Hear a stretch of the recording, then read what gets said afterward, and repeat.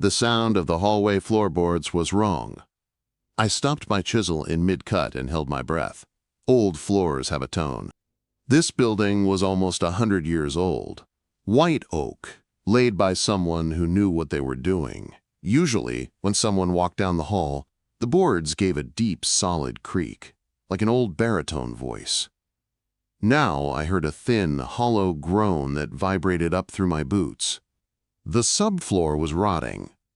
I had known it for weeks, the same way I knew the sash cord in the west window was about to snap, and the radiator valve on the second floor hissed every morning at 4. The building was talking to me in the only language it had. Little complaints, tired bones, a quiet warning that no one else seemed to hear. Then someone knocked on my door. Sharp, fast, not polite.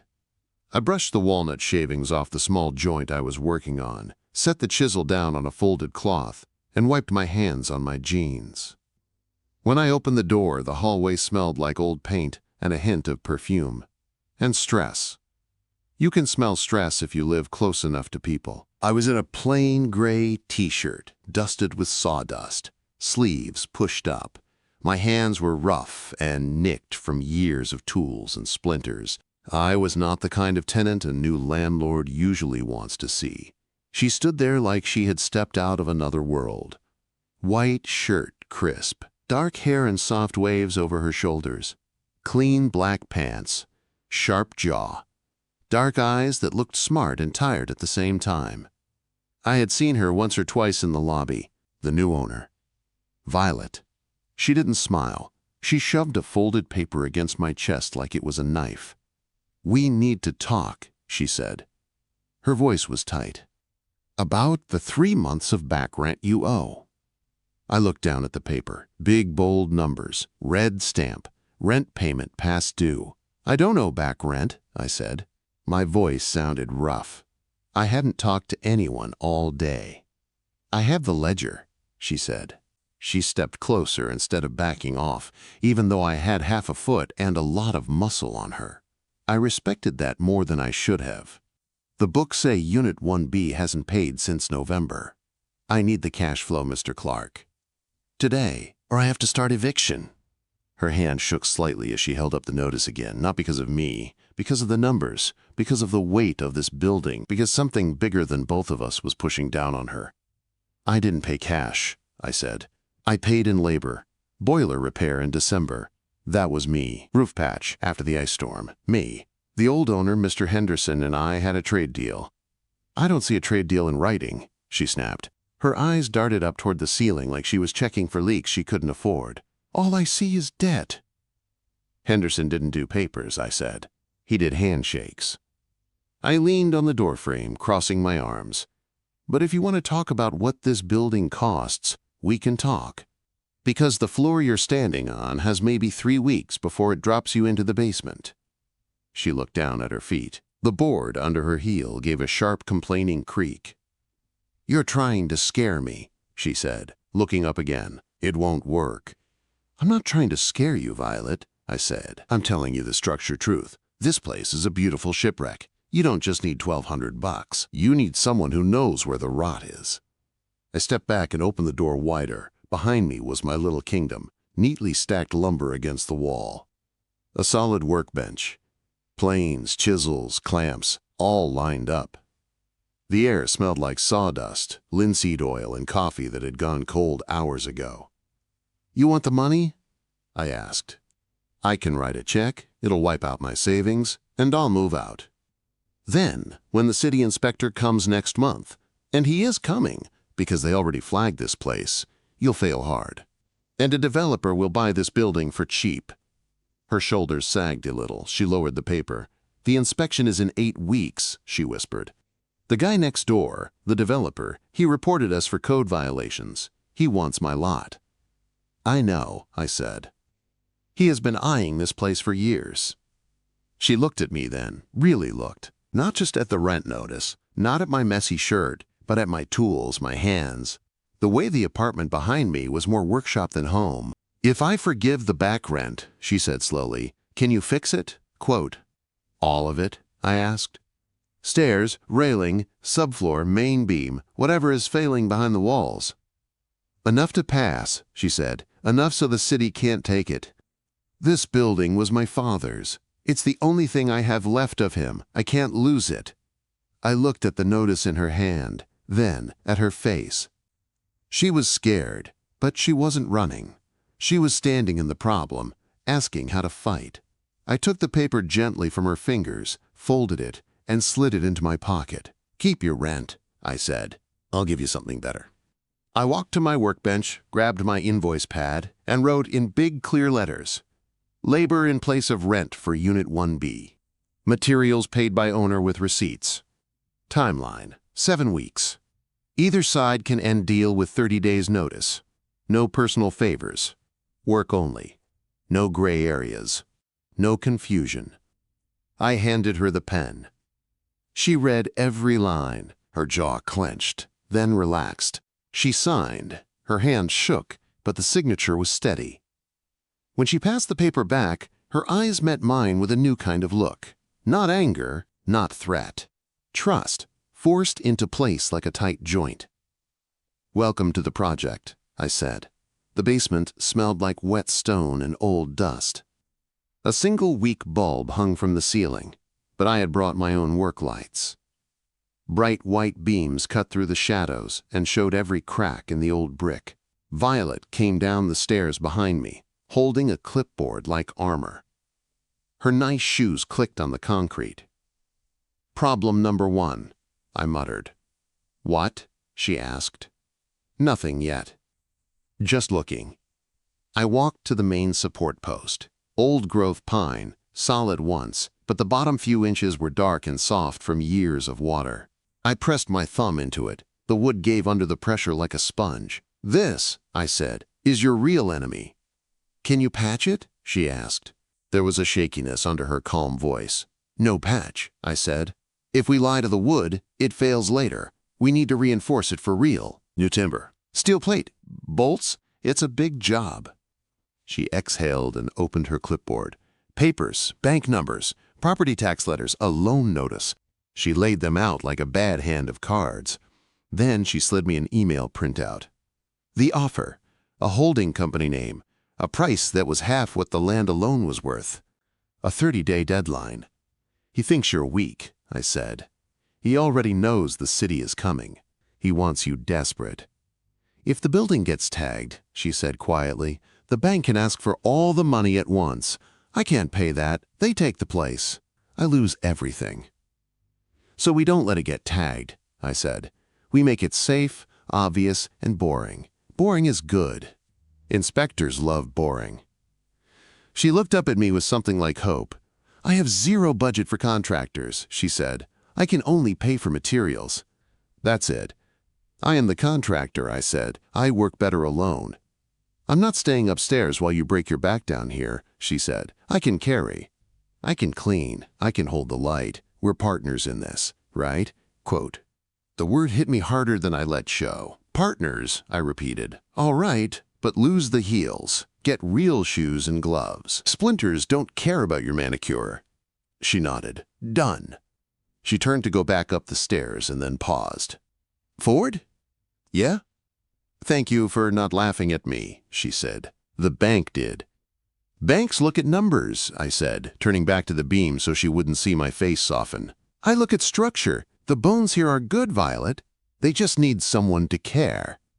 She went upstairs. Her footsteps on the staircase sounded thin and hollow. I added "fix stairs before Tuesday" to the list in my head.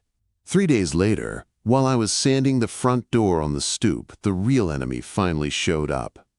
A black SUV slid to the curb. The window rolled down. The developer. And he already looked sure we were going to lose. I was on the front stoop when I saw him for the first time up close. The day was clear and cold. I was sanding the front door, working slow to strip off years of cheap paint and get down to the oak. First thing an inspector sees is the front. If it looks cared for, he walks in with a different mood. I heard the low purr of an engine and looked up. A black SUV slid to the curb like it owned the street. The window rolled down. A man in a perfect suit leaned out. Expensive haircut, white teeth, eyes that had never carried lumber. "Ford, right?" he called, like we were old friends. "You the handyman?" "Public sidewalk," I said, not stopping my sanding. "Move along." He laughed. "Tell Miss Roberts I have the offer ready, cash, as is. Before the city tags this dump and she gets nothing." The front door opened behind me. Violet stepped out. No heels today. Old jeans. A flannel shirt that was too big on her. Her hair was pulled back in a messy knot. She looked tired, but she also looked more real than the man in the SUV would ever be. "I told you, Sterling," she said, voice steady. "It is not for sale." "It is a money pit, honey," he said. "You are drowning. I am throwing you a life preserver." "I can swim," she said. He smirked. "We will see what Inspector Davis says next month." He rolled up the window and drove off like he already knew the ending. Violet stayed there on the top step, hands clenched at her sides. She was shaking with anger.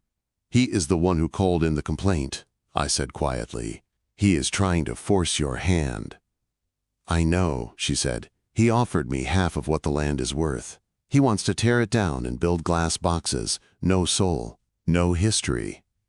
She looked at the cracked brick, the peeling paint, the tired windows. "Look at it, Ford," she said. "It is falling apart."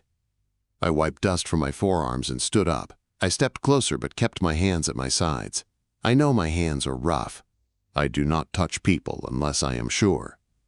"Sterling sees a teardown," I said.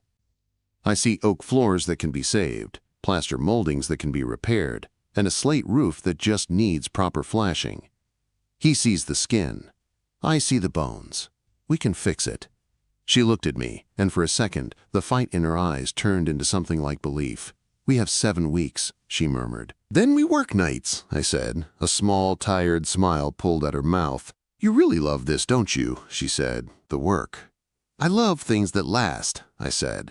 Our eyes held a little too long. The air between us got tight, like a wire pulled. Heat ran under my skin in a way that had nothing to do with the sanding. I broke it first.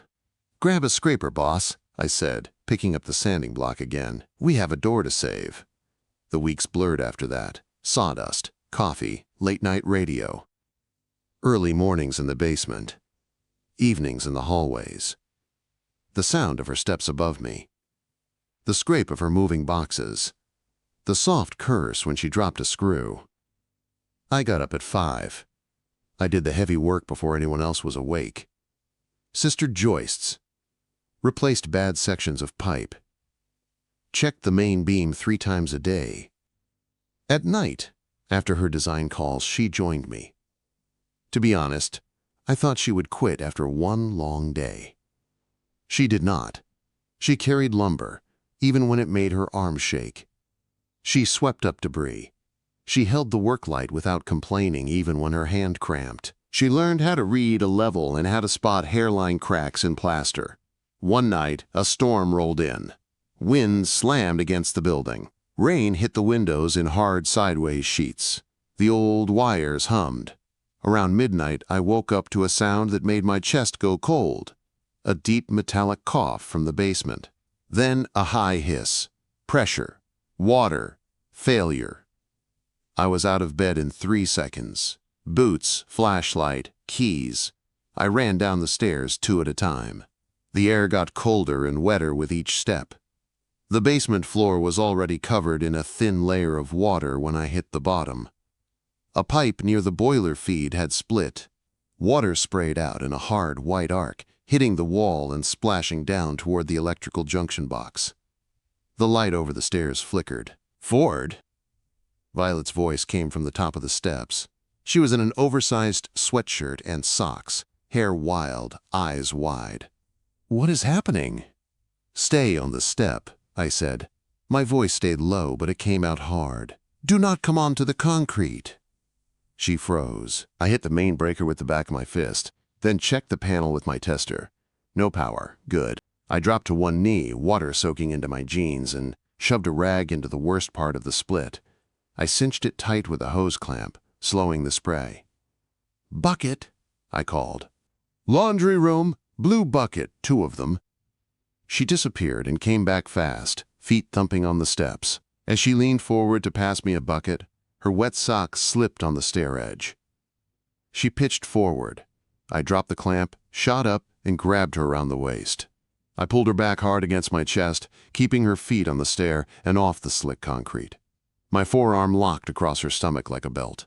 "I told you, step," I said, my mouth next to her ear. She braced both hands on my arm. Her fingers dug in. "I know," she whispered. Her voice shook once. "I am sorry. I am okay. Just do not let go yet." "I have you," I said. For a moment, the building, the water, the storm all went quiet in my head. All I felt was the fast beat of her heart against my arm and the way her back fit under my chest. Then I forced myself to let go. I put her back safe on the step, picked up the rag, and went back to the pipe. We got the water under control in 15 minutes. The floor was soaked, but the junction box stayed dry. The basement now smelled like rust and wet stone and the sharp bite of almost electric. As I checked the damage, something caught my eye. The split in the pipe was too clean. A neat scored line, not a random crack. I ran my thumb over it. The edge was sharp and straight. Somebody had cut it. Violet saw my face change. "That is not normal, is it?" she asked. "No," I said. I pulled out my phone and took slow, clear pictures. The cut, the spray pattern, the clamp. I took a video too, sweeping the beam and the pipe. Evidence. "Sterling," she whispered. "Maybe," I said. "But we do not guess, we do not scream.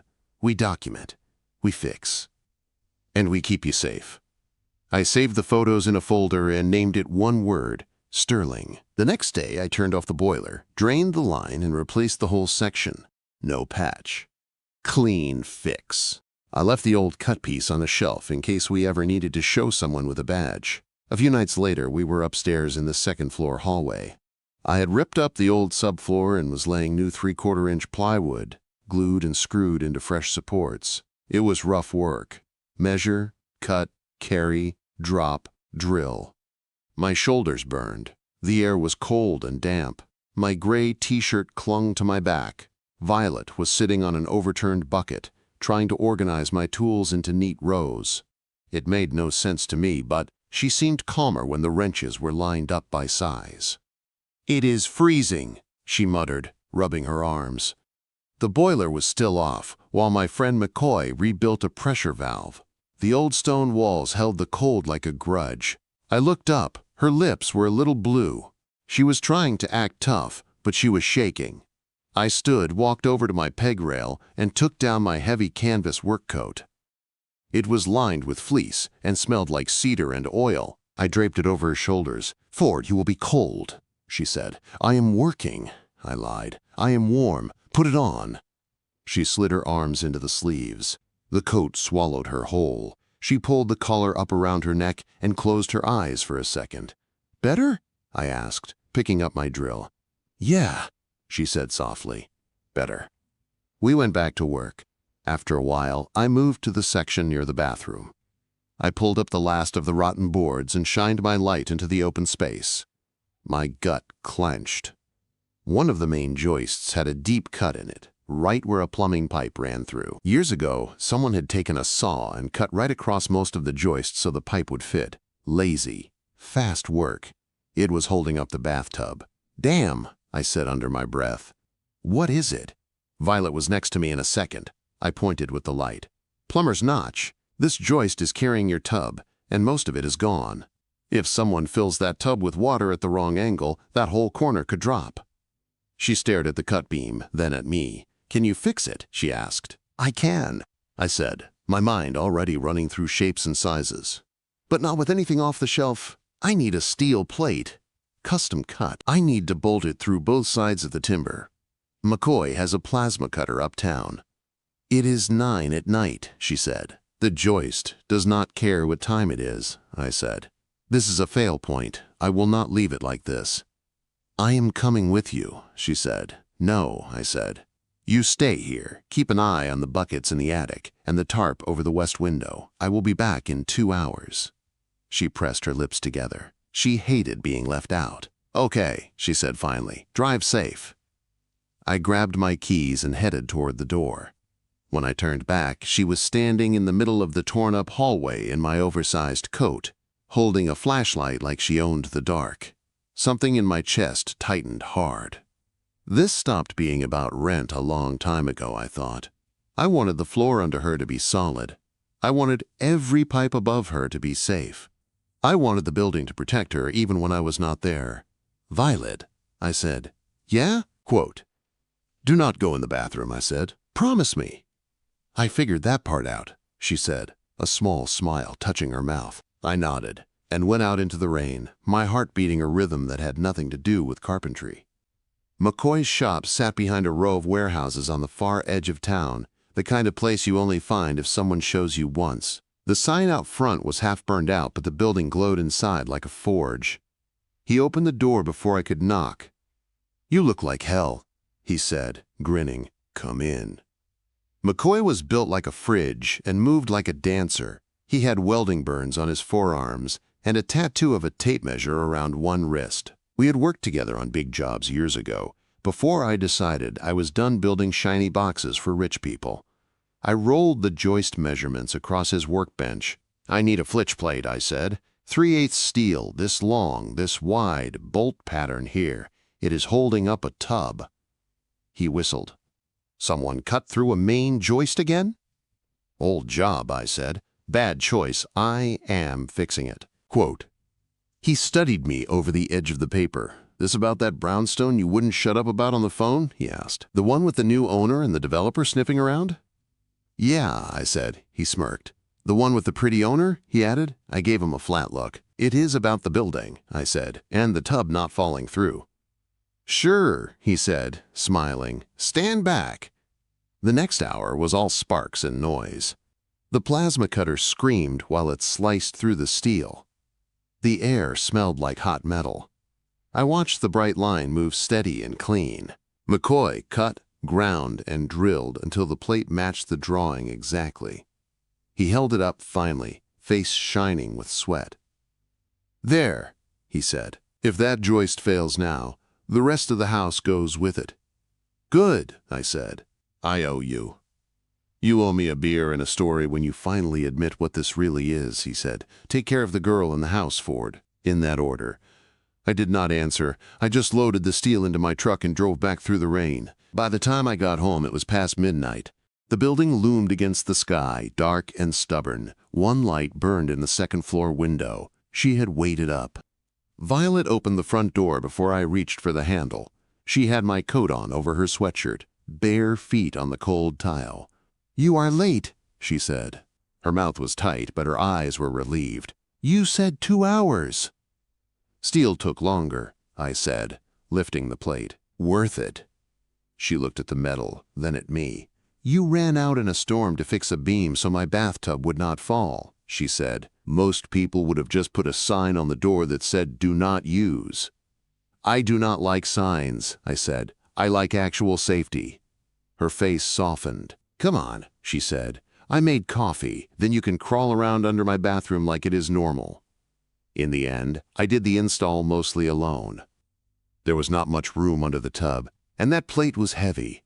She stayed nearby, lying on the floor just outside the cutout, passing me bolts and the socket wrench when I asked. Our fingers brushed once when she handed me a washer. Her hand was small and warm, mine was rough and cold. Something moved through the space between us like a live wire. "Sorry," she said quietly. "For what?" I asked from under the floor. "For making you do all of this," she said. "For being in over my head. For not knowing what I was buying." "You did not make me," I said. "I chose this, and you are learning." "Still," she said, "you could have moved out and let the bank in Sterling fight it out." I tightened another bolt. "I have walked away from a lot of jobs," I said. "Too many. This one felt different." "Because of the floors?" she asked. "Because of the person who will be walking on them?" I said before I could stop myself. Silence. I held still under the tub, listening to the race of my own pulse. She did not answer right away. When she did, her voice was softer. "You always talk like the building is alive," she said, "like it is a person." "Old places remember things," I said. "You can feel it. You keep 'em standing, they keep you from drifting." Quote. I tightened the last nut. "All right," I said. "Tub will stay where it belongs now." I crawled out. We were almost face to face on the floor. The hallway light was behind her, turning her hair into a dark halo. Her eyes were on mine, and this time I did not look away first. The moment stretched. Then a drop of water hit my ear from the open joist, and we both jumped. "Attic leak," I said, sitting up fast. "Add it to the list." She laughed once, shaky but real. Days passed. Then a week. The building changed in small ways first. The front door became smooth and golden under the varnish. The stairs stopped groaning like they hated everyone. The hallway railings were solid under your hand instead of wobbling. Fresh plaster covered old cracks. Our routine became its own kind of gravity. She ordered takeout at weird hours and made sure there was always coffee. I left her neat pencil lines marking where future trim would go. We argued about paint colors and then sat on overturned buckets at midnight eating cold fries and watching the walls dry. Somewhere between the 6th dump run and the 3rd hardware store trip, the air between us shifted. We were still careful, still keeping a line between tenant and owner, worker and client. But our jokes were easier. Our silences were not empty anymore. Then the knock came. It was early, Friday morning. I was in the kitchen rehanging cabinet doors. She was at the table with her laptop and a mess of color swatches for the lobby, hair pulled up, glasses on. The banging on the front door was loud and impatient. Not a neighbor. Not the mail. Violet jumped, spilling coffee on her papers. "Who is that?" she asked. I wiped my hands on a rag and went to the front window. A white city van was parked at the curb. Behind it sat a black SUV. I recognized. "It is the inspector," I said, "and Sterling." Her face drained of color. "The inspection is not for 2 weeks," she said. "We have time on the notice." "Sterling has friends," I said. He got it moved up. Panic flashed over her features. She started grabbing at the mess on the table, trying to stack papers, wipe coffee, straighten her shirt all at once. "They will fail us," she said. "We are not done. The lobby is half painted, the trim is not back on, the attic is still a mess." "Hey," I said. "Violet, look at me." She did. Her eyes were wide and bright. "The structure is solid," I said. "The main beam is reinforced. The bad joists are fixed. The wiring is up to code. The boiler is safe. That is what matters. Trust the work." She took a breath, then another one. "Do you trust me?" I asked. "Yes," she said. No pause. "Then let them in," I said. "You handle the papers." I handled the tour. I opened the door. Inspector Davis was a short man with a tired face and a clipboard. Sterling hovered just behind him with a fake look of concern. "Complaint of imminent structural failure," Davis said flatly. "I have to inspect today." "Of course," Violet said. Her voice was steadier than her hands. "Please come in." Sterling tried to follow, but I shifted my body into the doorway. "Owner and inspector only," I said. "Everyone else stays outside."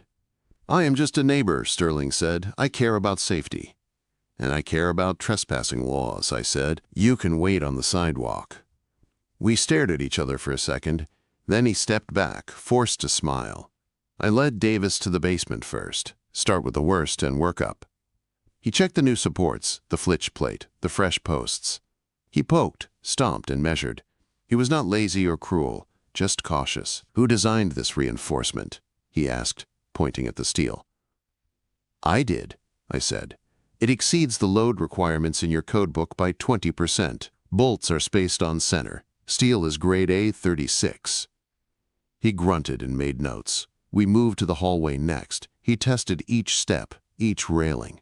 He checked the hand clearance and the height of the newel posts. He frowned at a tiny scuff in the new paint, but it was the kind of frown that meant he was looking for something real, not pretending. Upstairs, he opened outlet covers and checked wire gauges. He tested GFCIs in the kitchen and bathroom.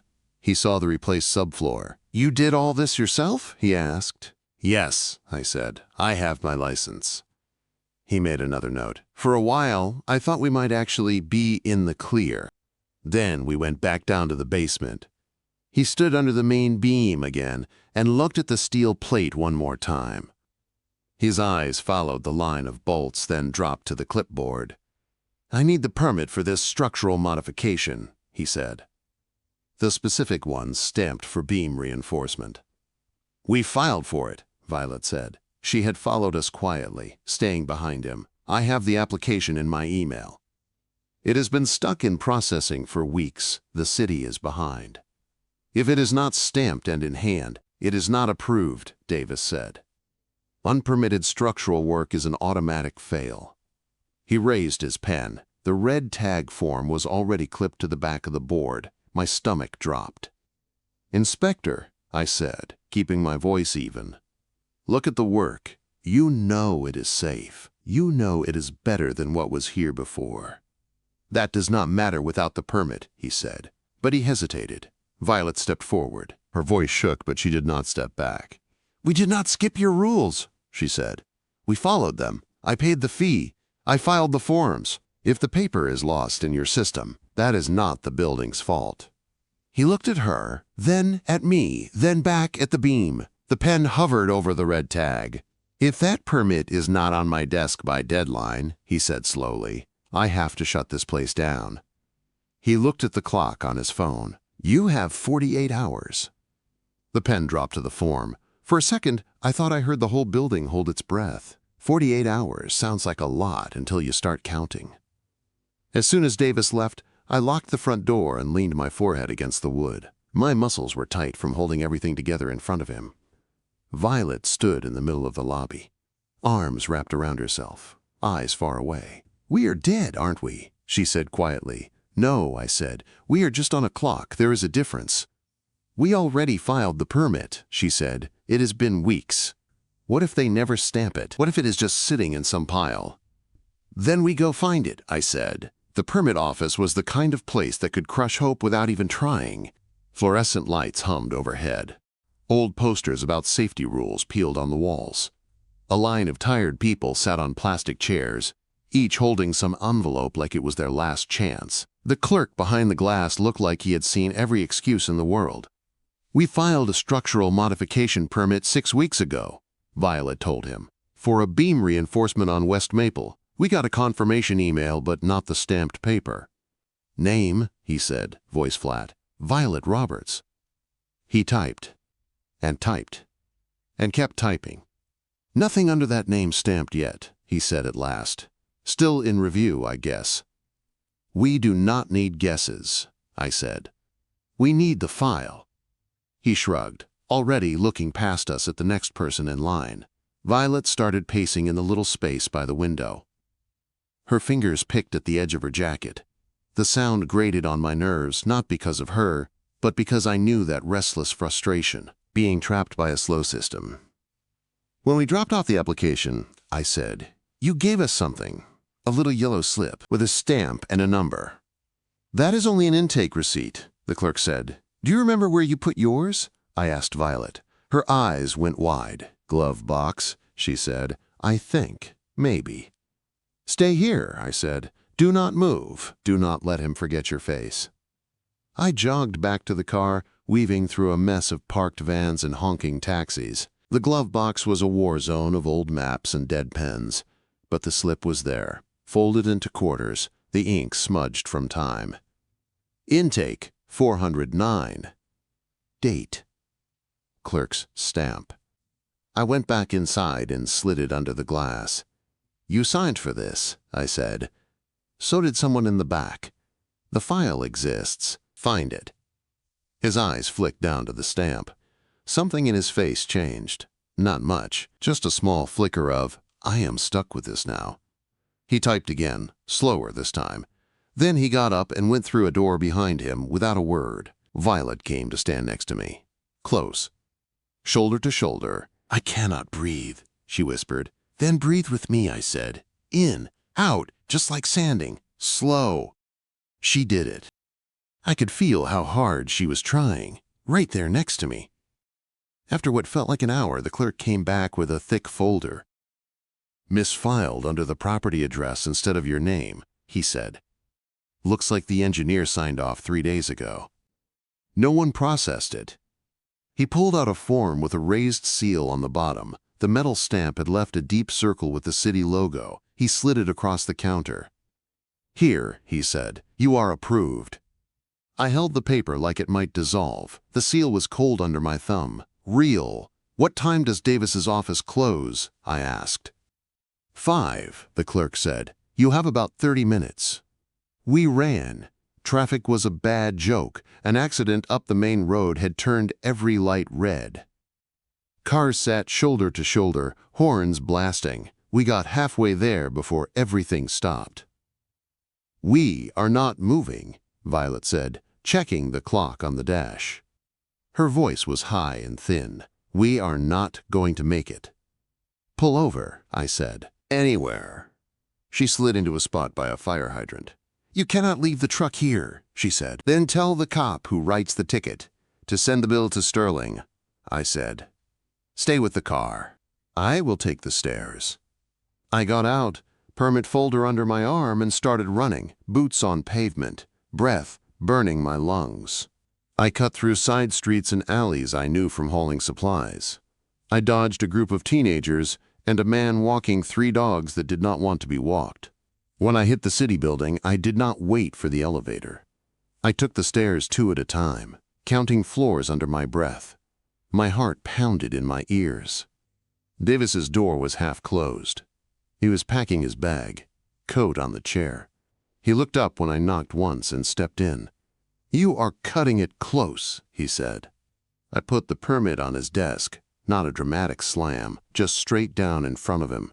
"Stamped," I said. "Filed, found, on time." He picked it up, ran his fingers over the seal, compared the number to his notes. He checked the clock on the wall. Then he sighed. "All right," he said. "Beam reinforcement approved. Inspection passed."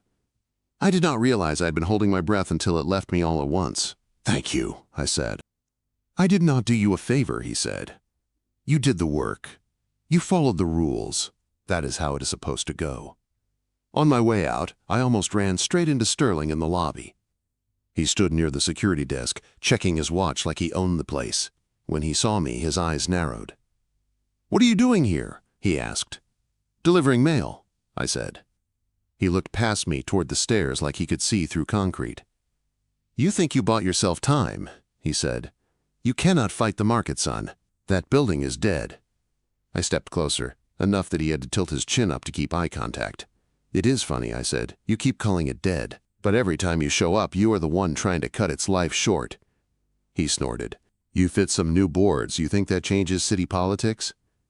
"No," I said, "but it changes the fact that you cannot call it unsafe anymore." Quote. His smile dropped for half a second before he caught it. "Enjoy your little victory," he said. "Hope you like patching leaks for the rest of your life." "I do not patch," I said. "I rebuild." I walked past him and out into the late afternoon light before he could answer. By the time I got back to the brownstone, the sky had gone a soft gray.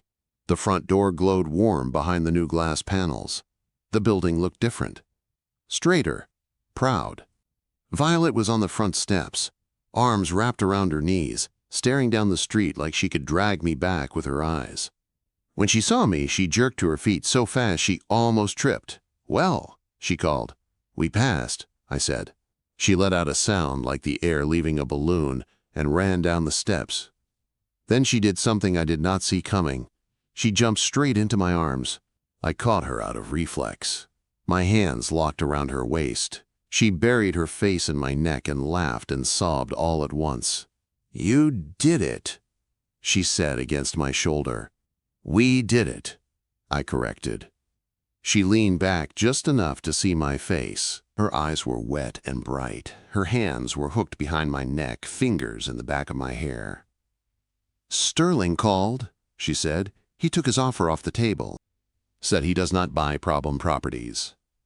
He lost, I said. We won, she said. We stood there for a second too long, still holding on like the sidewalk might give way. Then she seemed to realize she was in the air and laughed again. You can put me down, she said. I know, I said, but my hands did not move. She slid slowly to the ground, her body brushing mine the whole way down. When her boots hit the pavement, we were still close, too close to call it friendly. So, she said, the deal, the rent for repairs, it is done now. The ledger is clear. Yeah, I said. Something heavy dropped in my stomach. I will write you a check for next month, for regular rent. If you still want me in 1B. She blinked at me like I had said something stupid. You think I want your money? She asked. I am a carpenter, Violet, I said. Money and work is what I have. She shook her head and reached into her pocket. When her hand came back out, she was holding a small brass key on a simple ring. I do not want a tenant, she said. I want a partner. She took my hand, the one with the scars and the old nail marks, and turned it palm up. Then she set the key there and closed my fingers around it. This is for the workshop, she said, and the apartment upstairs, the one with the little balcony and the view of the maple tree. My dad always meant it to be the owner's unit. I want you in it. I stared at my closed fist. You are offering me the best unit in the building, I said slowly. In exchange for what? For staying, she said. For keeping the bones strong. For telling me when something sounds wrong before it breaks. For not disappearing when the work is done. I am not neat, I warned her. I leave sawdust on everything. I work late. I drink coffee at stupid hours. I listen to the pipes like they are talking. Her mouth curved. I like the smell of sawdust, she said, and someone needs to listen. I am tired of being the only one.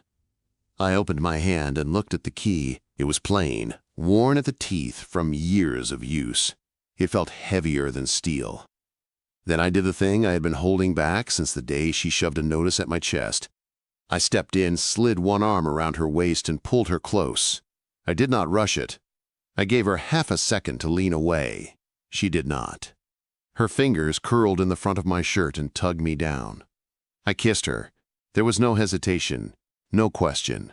Just the warm, steady press of her mouth against mine and the feeling of finally matching a joint you have been shaping for days. No wobble, no gap, just fit. When we broke apart, our foreheads stayed touching. Do you know what is funny? She said softly. What? The floor does not sound wrong anymore, she said. When I walk down the hall, it creaks, but it feels solid. I smiled. That is because it is, I said. I made sure. She laughed, the sound low and full. It moved through my chest and settled somewhere far under my ribs, deeper than I like to admit. For years, old buildings had been the only voices I trusted. I could tell you the story of a house by the way its stairs complained, by the way water moved through its pipes. People were harder, messier, less honest. This place was different. Now, when the boards groan outside my bedroom at night, it is not a warning. It is Violet walking toward the kitchen to make tea. When the pipes knock in the walls, it is the radiators waking up on a cold morning, not a threat of failure. The brownstone is not a shipwreck anymore. It is a home. For both of us. If you enjoyed this story, hit like and subscribe for more romantic audio stories just like this.